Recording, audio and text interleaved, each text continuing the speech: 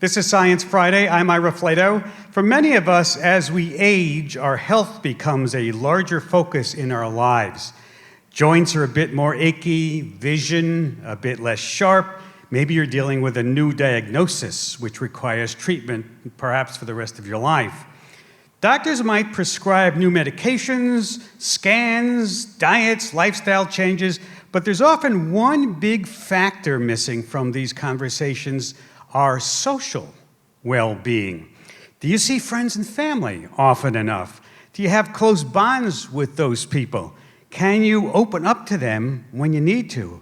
Is your marriage or your romantic partnership satisfying?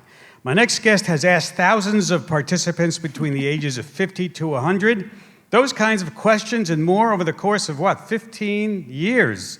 And she's found that these social aspects of our lives play a very big role in our long-term health and well-being as we age. Let me introduce her to you. Dr. Linda Waite is a professor of sociology at the University of Chicago and head of the National Social Life, Health, and Aging Project. She's based here in Chicago. Welcome to Science Friday.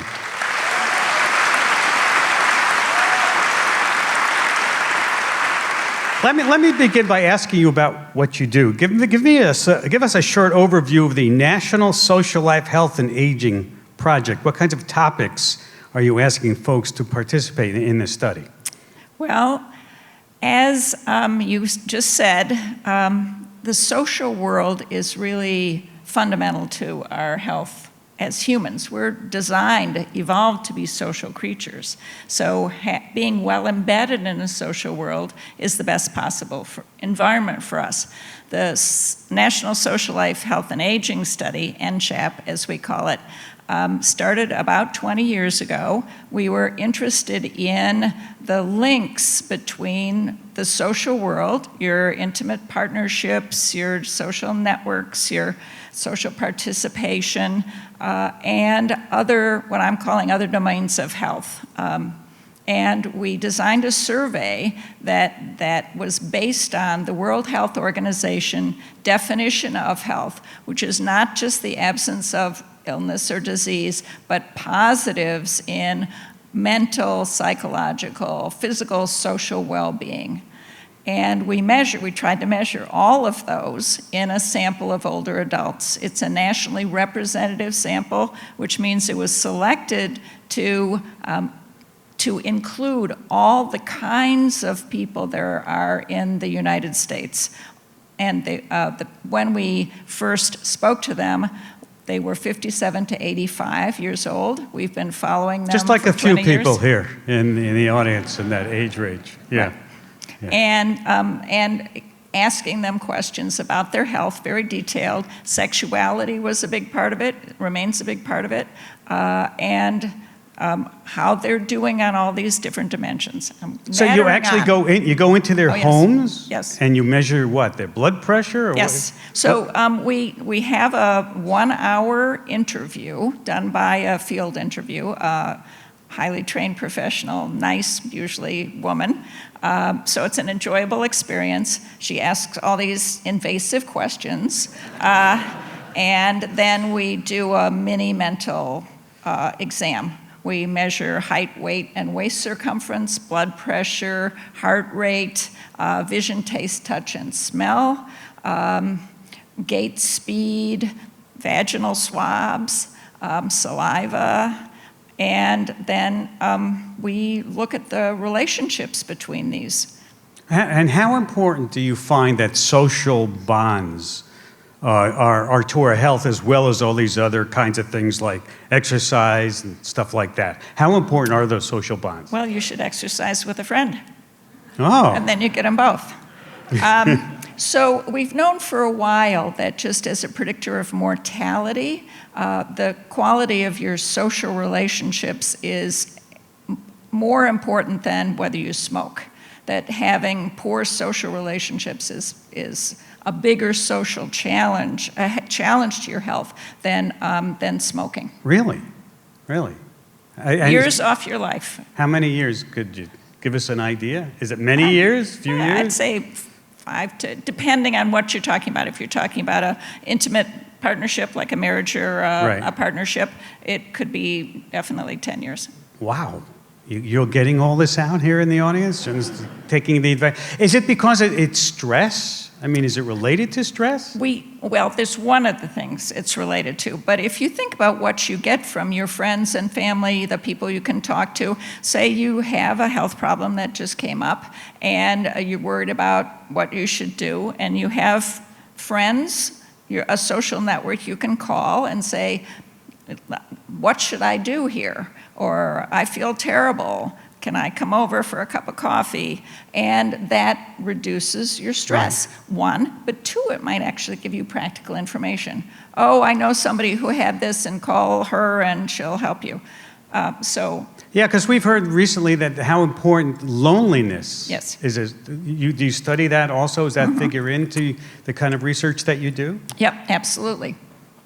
So there's been a lot, especially since the COVID pandemic, about loneliness. And loneliness, from those who research it, is the feeling that your social relationships don't measure up, that they're not enough. Loneliness is a feeling that can be very painful, and the people who really worked on this initially said, loneliness is evolutionarily designed to give us a painful feeling when we're separated from the group, because we do best with the group, so that we will try and reintegrate. It's aversive to try and get us to do the good thing for us as humans.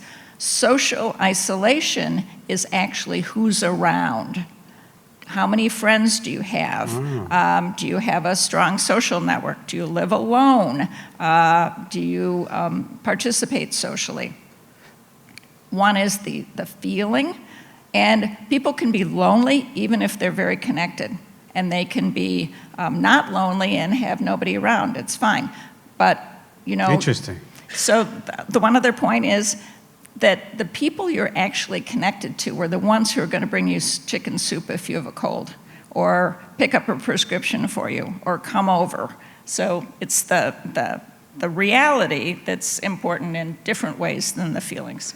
It seems to me that this is sort of a new idea. But why have we neglected this part of our lives for so long? As in terms of understanding the connection between social ability and social connections in health. We think about, running and yoga and stuff like this, but we have not really talked much about this. Why is that? That's true. I think that health became very medicalized, and the medical community really started focusing on the cell, the body systems, pills, surgery, but I have to say, in the last 10 years, I think that clinical medicine has really discovered the social. But if I understand, they used to push back on you when you first started. Oh, absolutely. And what was that like? So I just told you we have a nationally representative survey. There are statisticians who, spend hours looking at maps and trying to figure out where we should go to find people who represent the whole country. And when we did the first paper from NCHAP, which was on, I'm trying to remember, diabetes and social networks, and we sent it into a medical journal, which has become a good friend, the Journal of the American Geriatric Society. And we got back a review that said, well, what is this national survey stuff? You say it's nationally representative, prove it. So, go away with your surveys. And it took a while, but now, really, we don't get that at all. In fact, it's accepted now. We get medical students coming to us and saying, I want to do something on hearing and loneliness. Right.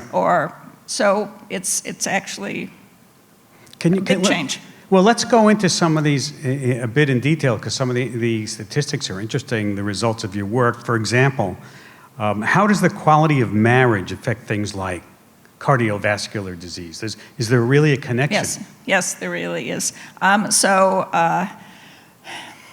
It makes sense that if marriage or an intimate partnership is a safe haven. It reduces stress. It makes you feel supported.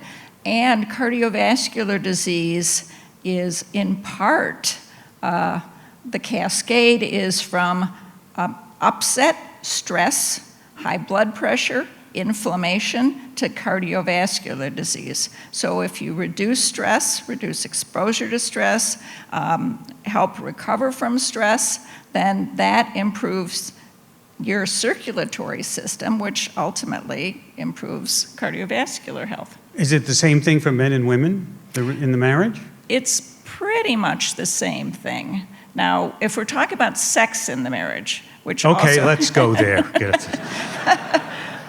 So we ask, and these were the invasive questions, when did you have sex? Well, we ask about partnerships, and we ask about the quality of the partnerships. And we ask, and this was an innovation, about marriages, about cohabitations, and about special friends, intimate or romantic partnerships that were not cohabitational. We ask about sexuality. When was the last time you had sex? How often did you, in the last 3 months, how often did you what do you do when you have sex? How emotionally satisfying is it? How physically satisfying is it? And what we found is that for men, this won't come as a surprise, for men, having sex and the frequency of sex was related to better cardiovascular health. Now, this is an older group, but we did find that very high levels of sexuality could increase risks. But for women, it was feeling emotionally satisfied that reduced the risk of cardiovascular, that's cascade hypertension or heart events. Now, I know your work focuses mostly on heterosexual couples, right? Are there different trends among the LGBTQ plus couples? Well, we have a relatively small number, and their social networks are somewhat different. We don't have enough to look at sex much, but because it's really an important population with the National Institutes of Health recognize as having health disparities. We're in the midst of trying to figure out a way to get a nationally representative sample of LGBTQ older adults to do this study on, but that's a whole other thing. But it's coming. Stay tuned. You mentioned before about the differences between social isolation and loneliness. Do you measure that also? Is there something you ask that makes it jump out? Hey, this is the difference, or what do you ask? What kinds of questions do you ask about that? So for loneliness, there's a scale that's been used for the last maybe 30 years, and it's about your feelings about your social relationships. So you answered some of these questions tonight. We're going to get to them soon. So and the short scale that we use asks, how often have you had these feelings over the last months? How often have you felt that you lacked companionship, that you felt left out, that you felt lonely? And the answers to these questions tell us how separated you feel from the people around you and how lacking.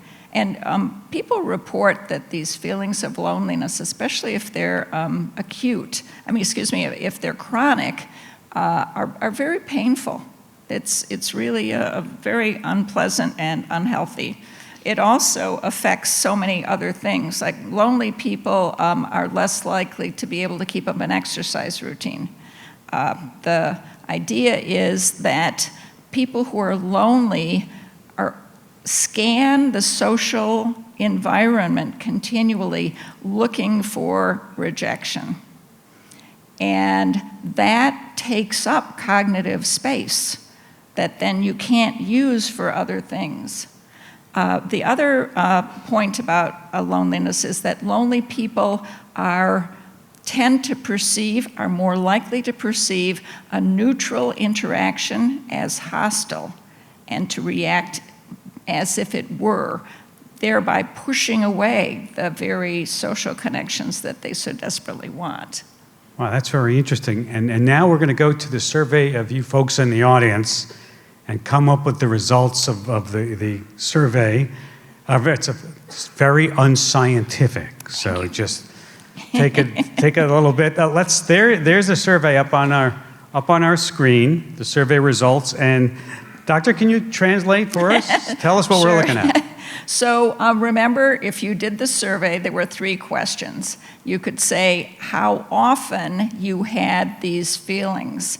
And what we do here is we give you a 0 if you say, I never feel like I lack companionship, a 1 if you say occasionally, 2 if you say some of the time, and 3 if you say a lot.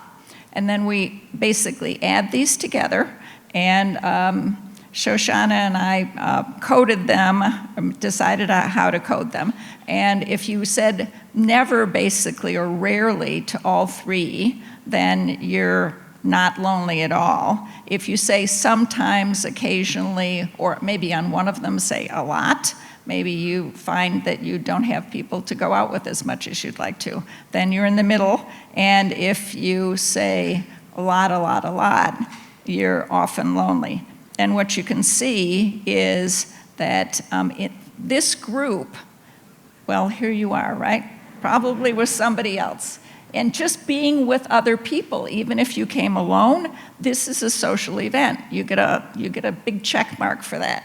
And you can see that very few of the people here are often lonely. 20% of the American population is classified as lonely. 1 in 5. 1 in 5. So how do they compare to the overall? Oh, much better, much better. See but that? you know, and you demonstrate it by this activity tonight. It's pro-health. Wow, so congratulations to yourselves.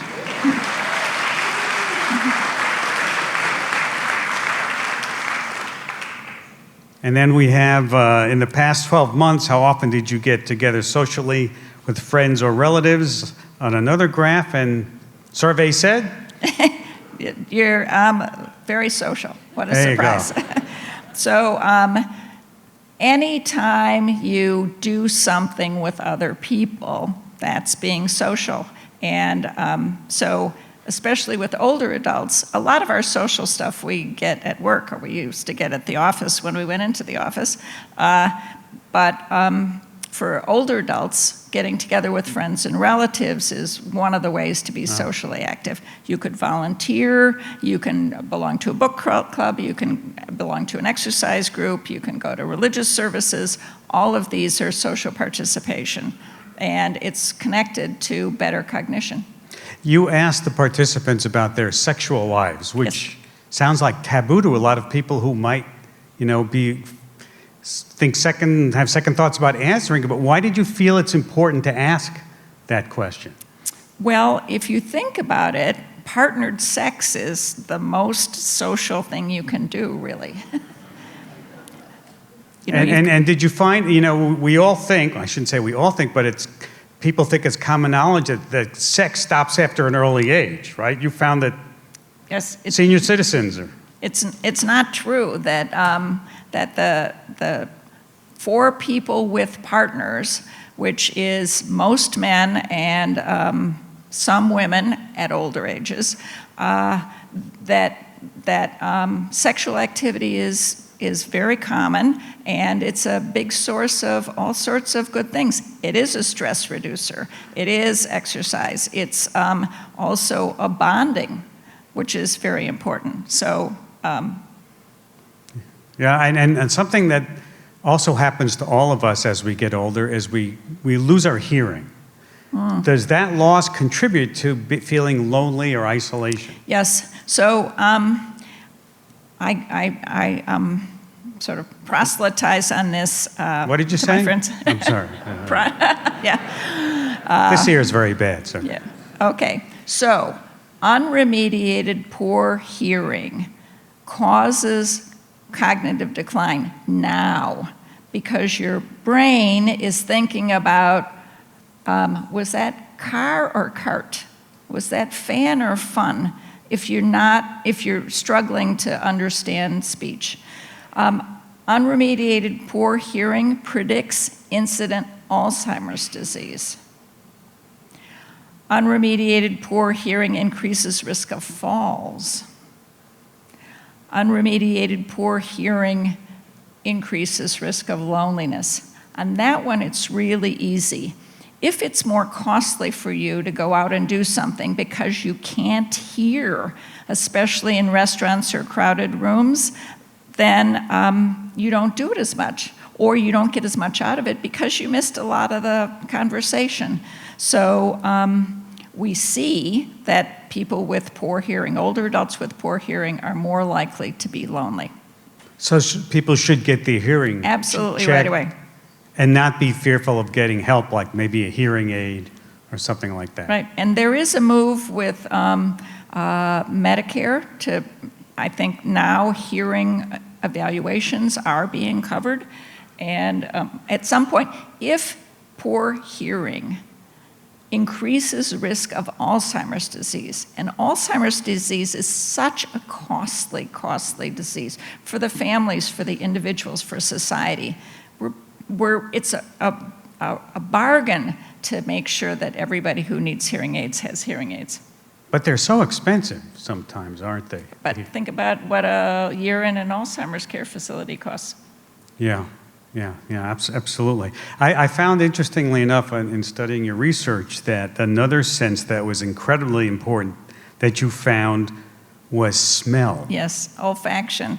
A member of our team is the woman who discovered pheromones and discovered, the social meaning of pheromones, and insisted that in this study that we measure sense of smell, which I thought was probably a waste of time. But so we did measure sense of smell. We measured ability to identify 4 common household odors, and what the team found, this is not my work, this is the rest of the team, is that people who couldn't, they're called anosmic, people who could not identify any of the odors, faced a 35% higher chance of dying in the next 5 years than people exactly like them who had normal sense of smell. Well, let me just get you to repeat that again, because everybody's going to start thinking they're dying soon, because we all... How much loss of smell are you talking about? So you can't smell, you can't... Anything. And you can't recognize any of 4 household odors. And what the thinking is the olfactory bulb is... Olfaction is the most primitive sense. Single-celled organisms have signaling with the environment, and the olfactory bulb sits right here. It goes, anything that comes into your nose goes right into the brain, including pollution, including horseradish. If you ever took a big bite of horseradish and all of a sudden your brain explodes, it really sort of did. So olfaction may be an early signal that other organ systems, including the brain, are having trouble. So that if you have the problem with smell, it could indicate your other senses. But I asked the researcher who does this, who's an otolaryngologist at the University of Chicago, so what do we do? And he said, smell exercises. Wait a minute, there are smell? There are smell exercises. Partly it's mindfulness, but if you grate some nutmeg, just smell it, or the soap in the bath, just consciously smell and register those smells. And you're retraining your brain. I knew there was a good use for my old socks, for my dirty socks. I didn't know you could do that. Yeah, you can. Yep. And can you do that with others? I don't know. You can do that with the other senses. And then there's a real good correlation, is what you're saying, between the sense of smell and how we're aging. And your chances you're going to die soon. Well, when you put it that way, what about taste? Because, right, isn't a lot of what we taste, smell, or the correlated? So what about, you'd say you're losing your taste? I haven't worked on that at all, and nobody else has come up with it. It's something huge. Yeah, so I couldn't tell you. Well, it's interesting because one of the symptoms of people getting COVID is the loss of smell. I wonder if that is related. You also found, and this is really interesting, that folks who volunteer more or attend religious services typically have better health outcomes. Why is that? Well, what we think is that the things you do socially reduce stress, get you out and moving, which is good, especially at older ages, and that if you think about it, the newest part of our brain is the prefrontal cortex, and that was evolved to, we think, map social relations in the groups of about 120 people that we lived in for years. So it's mapping social relationships. When you go out and do things, social things, then you're exercising that part of your brain. So it makes sense that if physical exercise is good for you, that social exercise is also good for you. And there's even a little hint in the literature that it doesn't always have to be fun. Sometimes it can be challenging, and it could still be good exercise. You know, that difficult relative who always makes you miserable at Thanksgiving. Or Do you think that the age we are now, with people sitting in front of their laptops or their phones, is that more isolation? Does that lead to a little bit more of isolation and worried about that? So here's the evidence for that. When the COVID pandemic started, we have this big data collection effort. We go to people's homes. We couldn't go to anybody's homes. But our funders, the National Institutes of Health, offered everybody who ran a big study the opportunity to apply for COVID funds, so we did. And we ask people about, because of the stay-at-home orders, how often they saw other people in person, which we had never done before. All of this other is just how do you get together with family and friends? What we found was that there was a really big difference between in-person social contact and depressive symptoms, loneliness, happiness, that a video call didn't do it, FaceTime didn't do it, the Zooms certainly don't do it, but in-person contact with people you don't live with improved mental health for our respondents. And you're studying older people. Does the fact that so many young people are isolating themselves, do we need to study them? Sure, Add them absolutely, to. absolutely. What would be a way to send out surveys to them and go into their homes and see what they're doing? Yeah, absolutely. Or go to school. Well, you can do it in schools. That was terrific. Thank you for taking time to be with us today, because I certainly learned a lot. Hope you all learned a lot, and we'll take Professor Waite's advice. Dr. Linda Waite, Professor of Sociology at the University of Chicago, head of the National Social Life, Health and Aging Project. She's based here in Chicago, Illinois. We're going to be continuing with our theme of social connection, talking about one of the primary ways we connect with each other, and that is through language. This is really fascinating. I mean, I'm speaking English right now to connect with all of you, but some people are speaking different languages. This is Science Friday. I'm Ira Flatow. Have you ever wondered about how the language you speak shapes your understanding of the world around you? What if you speak 2 languages or more? How might that change how you process information? Is your brain always thinking in multiple languages, or are you toggling back and forth? I've always wondered about that. And contrary to what we experience in the US and many places in the world, multilingualism is really the norm. Dr. Viorica Marian is a professor of communication sciences and disorders and psychology at Northwestern University, based in Evanston, Illinois. She's author of the recently published book, The Power of Language: How the Codes We Use to Think, Speak, and Life Transform Our Minds. Welcome to Science Friday. Thank you.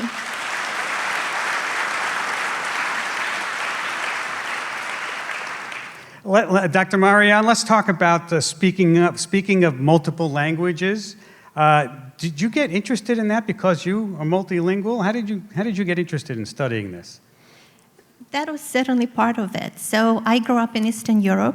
We spoke Romanian at home with my family, and then outside the home, Russian was the official language everywhere on the territory of the former Soviet Union. And then I studied English in school and then French in college. And this is actually very typical for many people in Europe, and not just in Europe. In fact, the majority of the world population, more than half of the world's population, is bilingual or multilingual.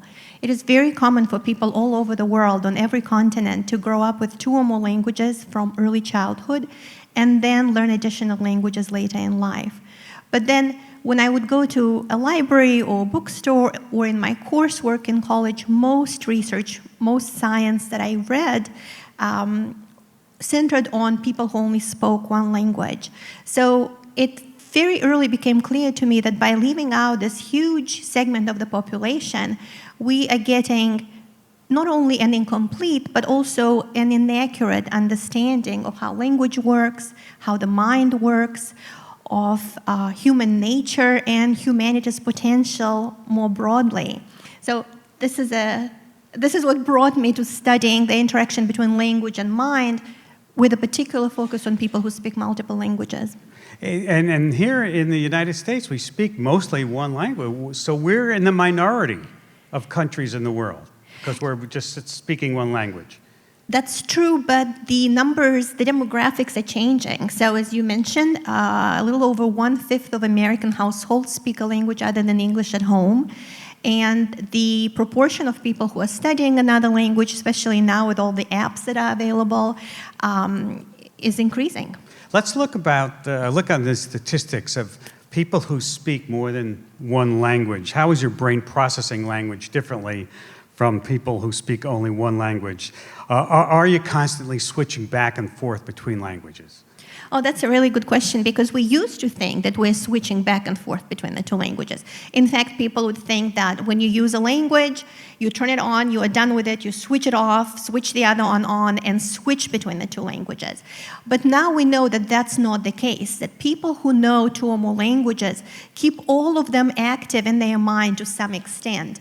And we see an image here. So for example, if you speak English and you read just 3 letters, P-O-T, your mind immediately activates multiple meanings of this word. Perhaps it's the utensil you cook with, or a pot that you plant, or some of beds, or maybe some other plants you've had familiarity with.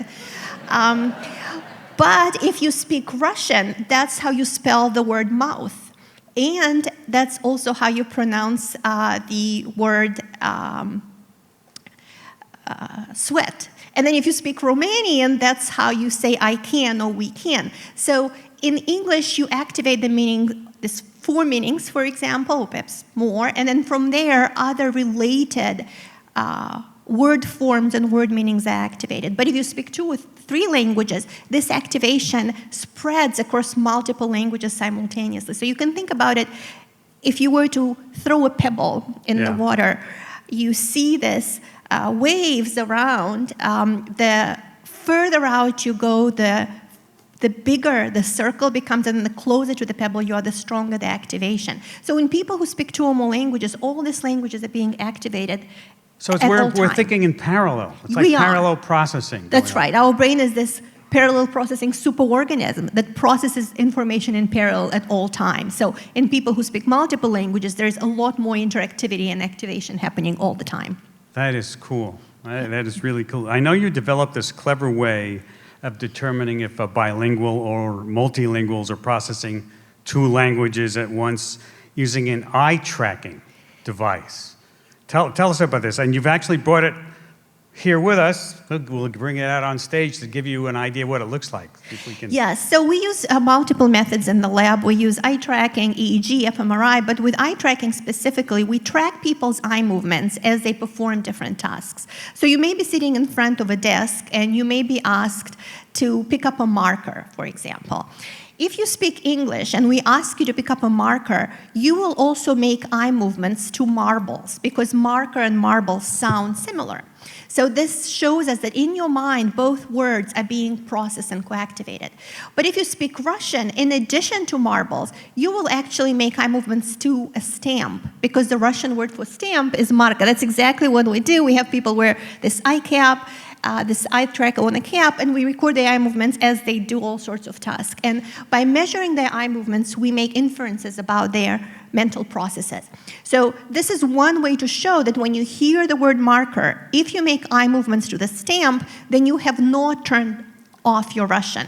Your Russian is being activated as well. I feel like I'm the Borg, you know? Yeah. I have like, let me describe it to people who can't see it. I have this sort of baseball cap on, and there's a device that is like a piece of glass in front of one of my eyes, right? And it's sort of like a display. What will I be seeing in that display? How does this actually work? You can see whatever is in front of you. You could be seeing, so I could be telling you to pick up this bottle and move it around, and as you perform different tasks, we record your eye movements. And this really tells us what's happening in your mind in a way, and shows us that people who speak multiple languages, their eye movements are drawn to different things. Their attention is captured a little bit differently. So in a way, it's the way we see the world, the way we perceive our environment is shaped by the languages we speak.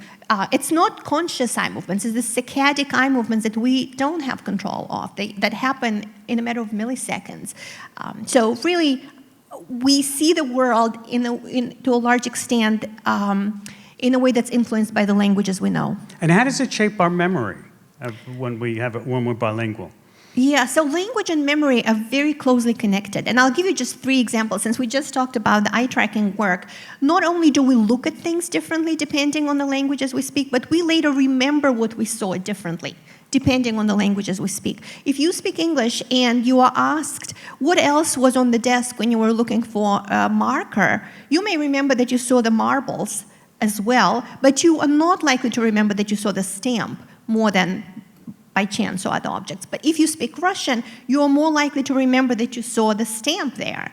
And if you speak both languages, you are more likely to remember that you saw both the marbles and the stamp while you were looking for the marker.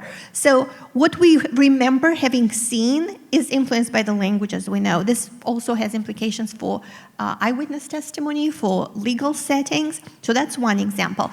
And in another example, actually the knowledge about the world and the things we remember is influenced by the languages we speak. So for example, if I were to ask you now to name a statue of someone standing with a raised arm while looking into the distance, what would you say? Statue of Liberty, that's exactly right. So most Mandarin English bilinguals, when you ask them this question in English, they say the Statue of Liberty. But when you ask them the exact same question in Mandarin, they say Chairman Mao. So they know both, of course, pieces of information, but the one that comes to the forefront faster, the first thing that comes to mind, is influenced by the languages we know. And it's not just a statue. You can ask historical facts. Where and when did Japan launch the attack, the first attack during the Second World War? And Americans would say, Pearl Harbor. That's right, thank you. And if you speak Mandarin, you're going to say something completely different, a different year, different location when Japan attacked China. So our language brings to the forefront a different framework of reference, different memories, different cultural norms, the way we think about the world and the way we think about ourselves. We, in essence, become slightly different versions of ourselves when we speak one language versus another. And it's not like it's, Dr. Jekyll and Hyde, but you do see differences in major decisions like ethics, financial allocation, cheating. You may be all familiar with the trolley dilemma. So people actually respond. So the trolley dilemma asks, in case some people don't know what it is, it's a moral dilemma where you're being told that you are standing, there are different versions of it, but in this particular version, imagine that you are standing on a bridge, on a footbridge above some railway tracks with 5 workers working on those railway railroad tracks. And a tram is coming on at a fast speed. It's about to run over these 5 people who are working there. You're standing next to a large person with a large backpack. If you push this person, it will stop the tram and save the life of those 5 people, but the person will die. So the question is it permissible to sacrifice the life of one person to save the lives of 5 people? And interestingly, when asked in their native language, people are less likely to say that it is permissible to do that than when asked in the second language.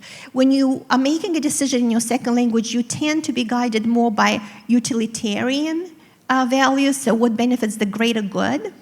And then when you're making decisions in your native language, you're more likely to be guided by emotion and what's known as deontological values, so right or wrong. So lots of ways in which a native language or second language changes how we think. And back to your memory question, your producer, actually, before coming on here, shared a story about her grandfather who was a Holocaust survivor and knew multiple languages, but after being in the US, really avoided using other languages other than English because it brought back to mind trauma and things that he did not want to remember. So for many of us, we can really change how we feel about things by switching languages. And now it's an approach that's being used in psychotherapy as well to help navigate emotions. Mm-hmm. Interesting. You have the cards. I mentioned the cards before. Now is the time to, if you want to ask Dr. Marian a question, write it down on the back of the card. What are you curious? What do you want to know more about? Do you speak another language and you'd like to ask a question about the language you speak? Do you notice a difference in how you think when she was just talking about how you think and perceive the world depending on what language you speak and what memory it evokes? We want to hear from you. We're going to collect the cards in just a bit, so get down to writing those questions. Does being multilingual, you talked about memory and you talked about background, does it change the way people perceive the world differently? There's this very sort of seductive idea that multiple languages allows you to see the world in a different perspective. Is that true, or? Yeah, so there is some evidence for that. We think that there is this objective reality that we live in. Right. But in essence, the reality that I live in is different from the reality that you live in or others live in because our perception of reality is shaped by our previous experiences. And linguistic experience is one of those experiences that shapes how we perceive the world. So I'll give you an example, the rainbow. We all think, if we speak English, that it has this set number of colors. But in reality, the rainbow doesn't have this specific colors that we all draw when we are children. There is an infinite number of colors, the entire color spectrum that's present in the rainbow. Each color sort of switching one pixel at a time into another color. So there's an infinite number of colors. But the languages that we speak impose these boundaries, these color boundaries on how we think about the rainbow. And people who have other words for color in languages where there are more or fewer languages for colors think about the rainbow differently. Yeah, and so this is just one example. And not only that, but I noticed in trying to learn other languages, inanimate objects have different genders to them. Some are male, some are female. Does that also influence? Oh, that's a good question too. So for those who only speak English, in English, all inanimate objects are referred to as it. But in many other languages, an inanimate object like a cup or a bottle is referred to as either she or he. And it sounds like a strange thing, but speakers of Romance languages, French, Spanish, Italian, Portuguese, Romanian, for example, they very easily, from an early age, just learn what's a he and what's a she. And other languages may have more, like Russian has an it, neuter gender. And it turns out that grammatical gender influences how people represent mentally those objects. So in experiments done by Lera Boroditsky at Stanford and then UC San Diego, she asked Spanish, German bilinguals to describe, people who spoke Spanish and people who spoke German, to describe bridges or keys, and depending on the grammatical gender of the object in the language that you spoke, you describe them very differently. So if key was masculine in your native language, you tended to describe it as jagged and metal and sturdy and useful. And then if it was feminine, you tended to describe it as delicate, small, just really mentally representing things differently. Now, I know you speak 3 languages, right? When you're speaking those languages, do you mentally have to think separately about what you're going to say? Because it might mean a different thing in one of the different languages? I mean, does it influence how you speak? So at this point, it depends on fluency. If I'm fluent in a language, then I don't have to think about it. But when you're first learning another language, you do have to think about it. But do you perceive the world differently if you're speaking those three different languages? In subtle ways, yes. Yeah. Yeah, For example? it really depends. Well, so for example, let's stay with color. Yeah. There are 2 different words for blue in Russian, dark blue and light blue. So when I think about my children's eye color, I represent it mentally differently, depending on whether I'm talking in English, where it just has 1 word for blue, or if I'm speaking in a language that has 2 colors for blue. Right. But, you know, just the word color, I was thinking mentally, thinking that the British way of spelling it, C-O-L-O-U-R, and now we spell it without the U, that brings to me 2 different images, right? Because I'm thinking of it a British way and an American way. Is that common kind of thing? So, yes, it is. That's one example of how the labels that we use influence how we represent mentally things. Let me ask you about fascinating research about how bilingualism may improve executive functioning. Tell us what executive functioning is and how bilingualism might improve that. So executive function is an umbrella term used for multiple types of cognitive abilities, including inhibitory control, for example. And the argument there is because people who speak 2 or more languages have to always be able to focus on one language, like right now we're all using English, and control competition from their other languages. It would do as little good if I suddenly started speaking in limba română, nu ați înțelege ce spun. So I need to make sure my Romanian is controlled, is inhibited, and my English is facilitated.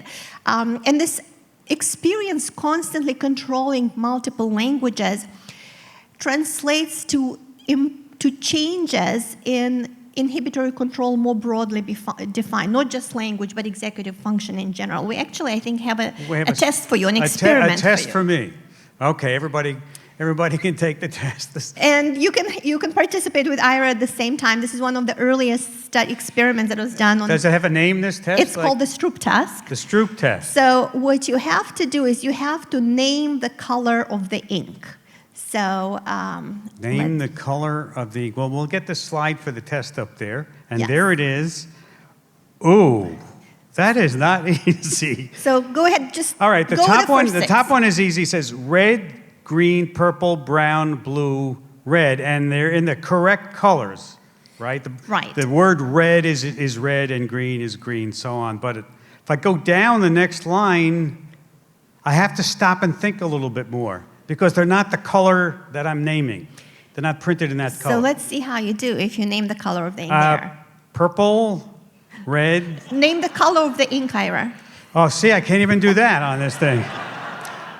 It's green, brown, blue, purple, red, green. Yes.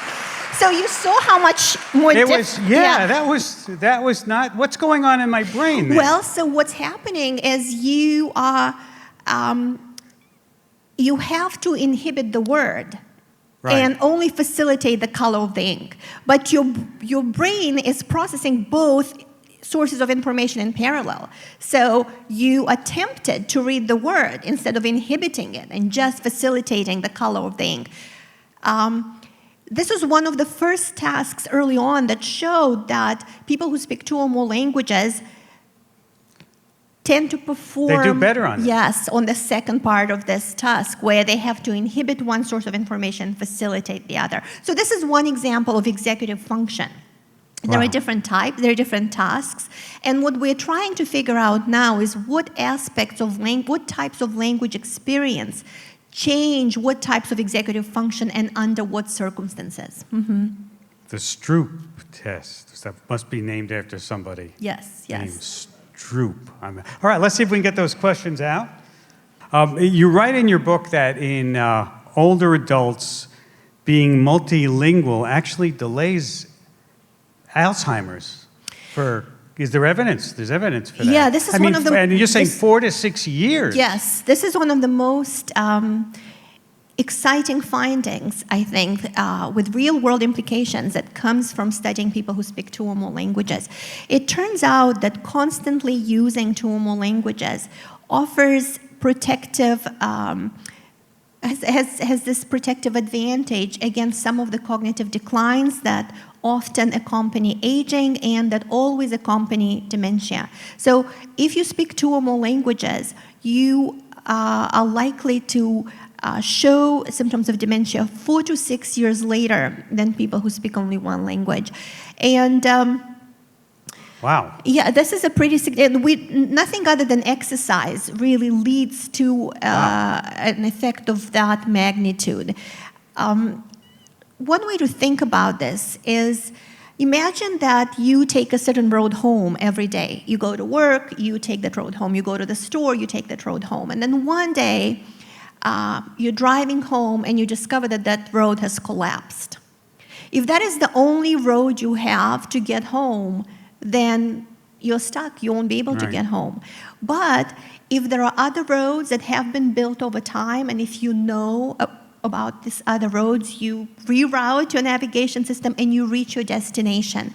In the same way, by knowing 2 or more languages, you have formed these connections between words, meanings, memories, life experiences that allow you to compensate functionally for the anatomical deterioration that your brain experiences. So it's actually building things in your brain, new pathways, physically, like Alzheimer's may wreck your brain a bit. This is actually building stuff in your brain? So your brain is still deteriorating, but you functionally compensate for it.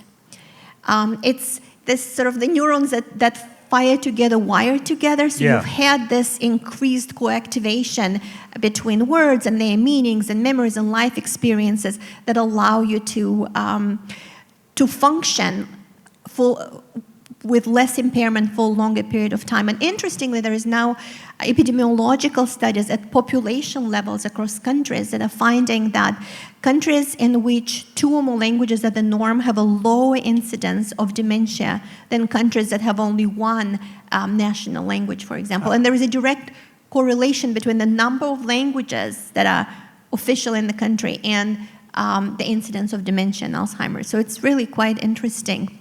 I wonder if you try to learn language later on in your life and become multilingual, maybe that might be one way to stave off dementia.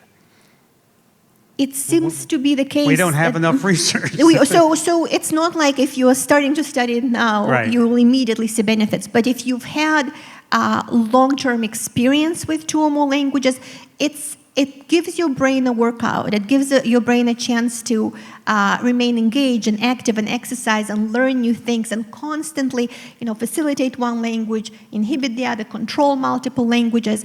For many other cognitive tasks that benefit dementia and Alzheimer's, you have to take time out of your life to see those benefits. So to, do puzzles, crossword puzzles, or Sudoku, play Wordle, you have to take time out of your life to actually do that. Whereas when you speak 2 or more languages, just by communicating with people in 1 language or another, you give your brain a workout and you get to see some of those protective benefits. As we talk about this and we talk about your research and we talk about how being multilingual is norm in most other parts of the world, why haven't we studied it? multilingualism so much? Is it because we just think, because we speak, so much of the research is done in the US and it's a mono language? Well, there are a couple of things going on there. One is, yes, English is a major world language. It's associated with a superpower. It's a high power, high prestige language. But also in the United States, there are actually socioeconomic differences in the likelihood of a person learning another language. Usually people from higher socioeconomic statuses, upper class, upper middle class, actually understand the value of learning another language and often send their kids on programs abroad or take languages, foreign languages, and really see the value. Whereas in lower socioeconomic statuses, even for people who actually speak another language at home, bilingualism is often discouraged and seen as something that would confuse them. So it's a combination of things. And then, of course, the lack of funding in schools where things like foreign languages, music education, another form of enrichment, auditory enrichment. So we often don't understand that we are really just hurting ourselves and missing out on all these benefits. So we should be teaching multilingualism in school earlier. So it certainly seems to have advantages. You should teach it in health class if you're talking about dementia, things like that. Well, it's never too late. So for those of you who are past school age, it's never too late, and it might actually be fun to learn another language. All right. Speaking of fun, I have some of your questions here. And let's see here's... Ago writes, I realize when I speak English, I am more proactive than when I speak Japanese. When my wife speaks Spanish, she is more social and chatty than when she speaks in English. Yeah. Tell me about that. That's consistent with what people are finding in research studies. As I was saying before, the language that we speak brings to the forefront different aspects of our personalities and different cultural norms. So what is appropriate in the Japanese culture versus what's appropriate in the American culture is going to be activated and influenced by the languages we speak. One of my colleagues, who is a Japanese-English bilingual as well, says that she actually bows when she speaks on the phone when she speaks in Japanese versus when she speaks in English, because her language just activates the social norm. So the experiences that this person is describing are consistent with findings on personality tests. In fact, bilinguals score differently depending on the language they're taking them in. Now I'm going to let people in the audience ask the question themselves. Is Luciano S. in the audience? If you're there, raise your hand. We'll get the microphone to you. Speak up. I actually had two questions, so I'll pick one.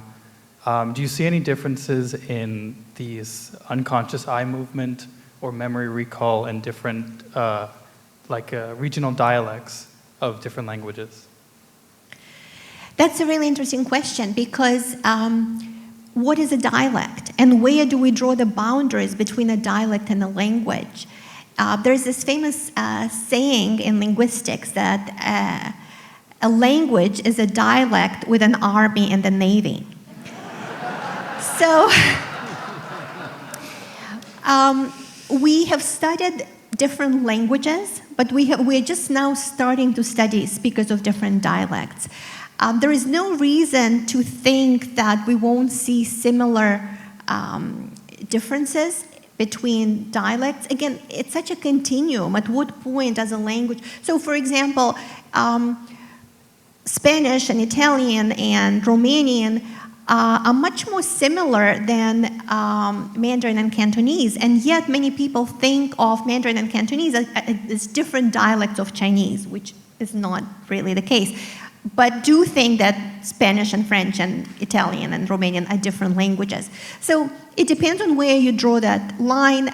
In the United States, the most prevalent dialect is African American English, but there is very little research on bidialectal individuals in the US at this point. So we're just starting down. Yeah. The research with bilinguals and multilinguals is relatively new. We're just talking about the last maybe a few decades. So the dialect is the next frontier. As AI and large language modeling becomes prolific in the future, do you anticipate our understanding of what language is to change? Ooh. That's a great question, and I actually talk about that in my book as well. So what is language? Where do we draw boundaries between... So I think of language as a symbolic system, where we use symbols to encode our thoughts, transmit that over space and time for others to decode them. So a way to communicate across space and time. But human language is not the only way to do that. We have artificial languages, we have computer languages, we have math, we have music that allows us to use symbols to communicate across space and time. So there are actually similarities between the natural languages that humans use and the artificial languages that machines and machine learning uses. With large language models, which are essentially language models, as the name implies. So ChatGPT relies on language to learn the probability of what's likely to come next.